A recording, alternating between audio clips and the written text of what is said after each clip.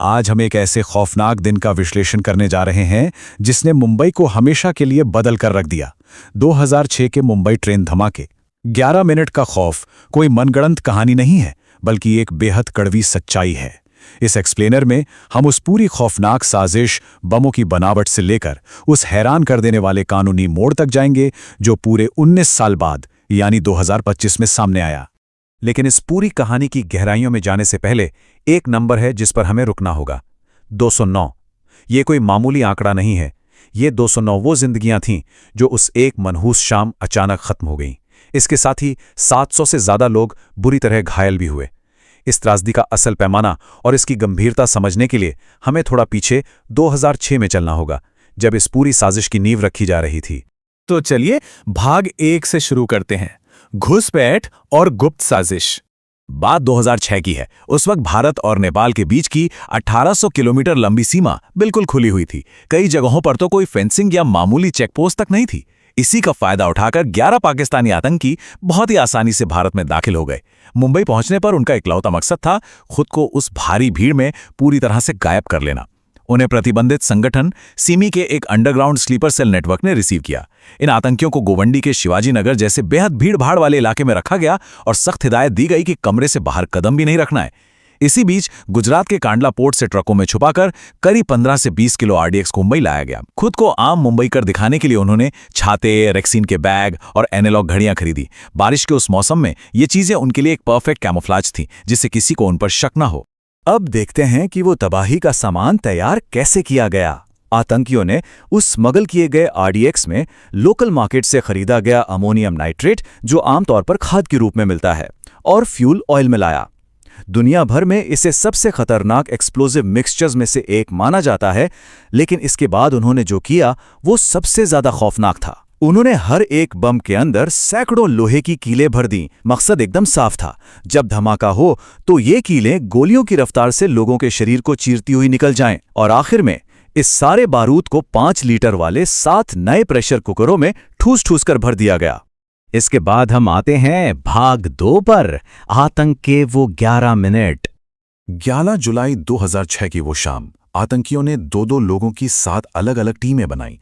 हर team में एक पाकिस्तानी आतंकी था और उसे रास्ता दिखाने वाला एक लोकल गाइड। शाम 6 बजे के आसपास ये लोग वेस्टर्न लाइन पर अलग अलग ट्रेनों के फर्स्ट क्लास डिब्बों में सवार हुए।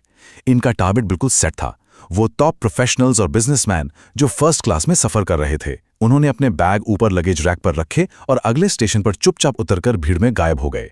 शाम 6:23 तक सब कुछ एकदम नॉर्मल था। लोग बस बारिश देख रहे थे।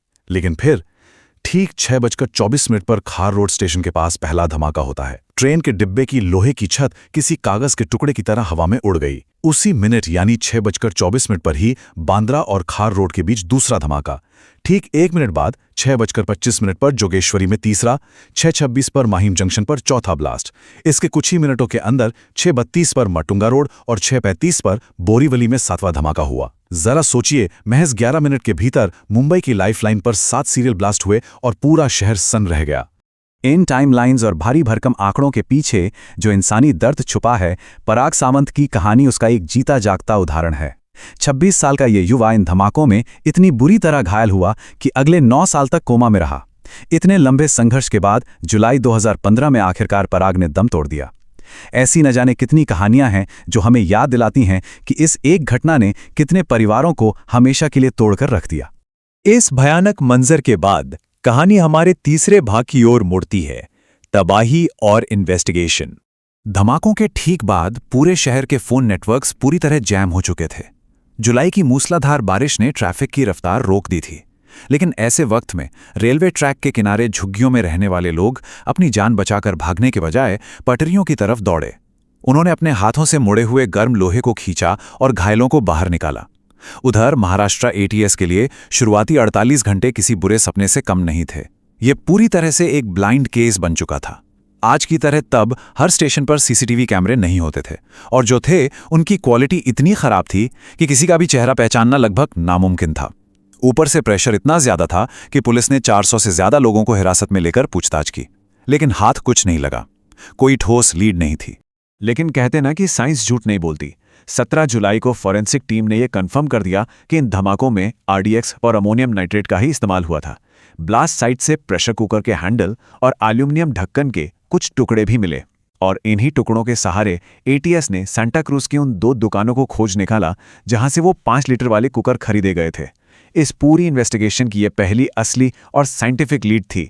और फिर आया इस केस का सबसे बड़ा टर्निंग पॉइंट, एक इंटरसेप्ट। एटीएस ने एक फोन कॉल रिकॉर्ड की जो बिहार के बसुपट्टी गांव में कमाल अहमद अंसारी नाम के शख्स को की जा रही थी। ऊपर से सुनने में ये बिल्कुल आम सी बातचीत लग रही थी, लेकिन एटीएस एनालिस्ट्स की तेज नजरों से वो रेड फ्लैग्स छुप नहीं पाए। 20 जुलाई की आधी रात को सीधे बिहार में रेड पड़ी और कमाल अंसारी को पकड़ लिया गया। सबसे बड़ी बात तो ये थी कि उसके घर की तलाशी में 50 ग्राम काला पाउडर मिला जिसमें 85% आरडीएक्स था। बस यहीं से इस जांच ने एक तेज रफ्तार पकड़ ली। कमाल अंसारी की गिरफ्तारी के बाद लश्कर-ए-तैयबा के मुंबई हेड फैजल शेख का नाम सामने तो आ गया था, लेकिन कोर्ट में दोष साबित करने के लिए ठोस फोरेंसिक सबूत चाहिए थे।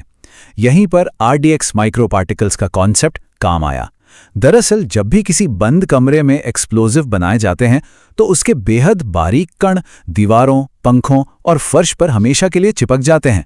कमरे को कितना भी साफ कर लिया जाए वो मिटते नहीं हैं।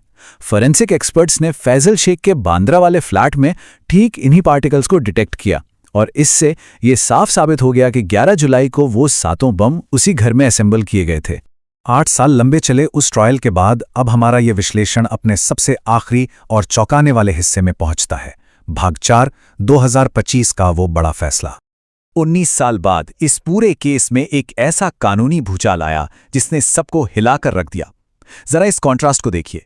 सितंबर 2015 में मकोका कोर्ट ने 192 गवाहों के बयानों के आधार पर 12 आरोपियों को दोषी ठहराया था। इनमें से 5 को फांसी और 7 को उम्र कैद की सजा सुनाई गई थी। लेकिन 21 जुलाई 2025 को बॉम्बे हाईकोर्ट का एक बड़ा फैसला आता है और उन सभी 12 आरोपियों को पूरी तरह से बरी कर दिया जाता है।